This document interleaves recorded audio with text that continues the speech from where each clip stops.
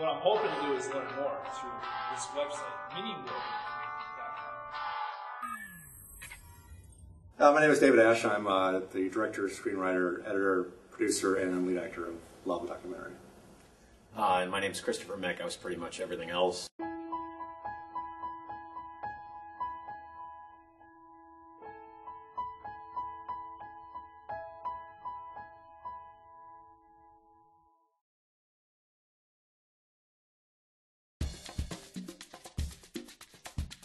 The film idea, the real genesis of it was I wrote a short film script called Tights Club, which was a pretty heavily satirical take on Fight Club. Only instead of it being about a group of guys on the margins of life getting together to wreak havoc, it was about a group of guys on the margins of life getting together to spread love and joy throughout the world. So wrote the script. It was about 10-15 pages, and then came time to actually call some male actors and ask them to spend a lot of days in pink and yellow tights, and I couldn't pull the trigger at that point. From my standpoint, I kind of knew going in, writing the script, that we weren't going to have any money, and that our best location was going to be the IFP. So I knew that we'd have like 3 or 4 rooms here.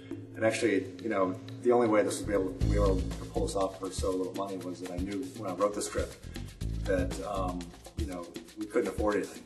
The production budget was $750. I think it looks like an $800 film if you ask me. Yeah.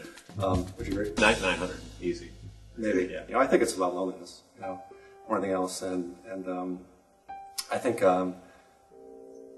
for me that's kind of why I took out the films. It's really about loneliness and isolation, and I think it's really up to the viewer of the film to decide whether they believe John is crazy or everybody else is crazy. I think we tried to squeeze everything we could out of the spaces that were here and the ways we could light it and kind of art direct it and set it up and whatnot, because we knew that we could do that again, that our next film's going to have to go to other locations and other things. We're not going to be able to keep recycling.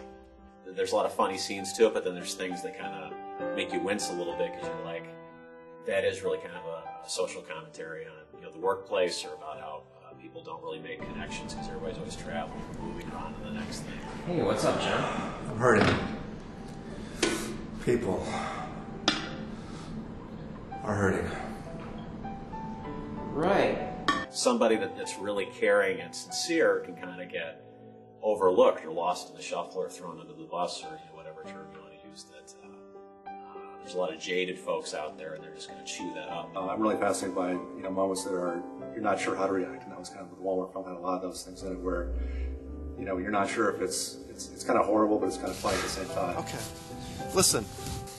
When we were growing up, and we lived at Mom's house, you did some things to me that were not very nice. I don't know what you're talking about. Yes, you do. I mean, like, when you were in high school and you started having anxiety attacks, and you started cutting to relieve anxiety. That's just how I dealt with stuff, okay? Karen, I don't want to make a big deal out of this, but you were cutting me. Well, yeah, if I cut myself, it would hurt. I didn't like it. You should have said something.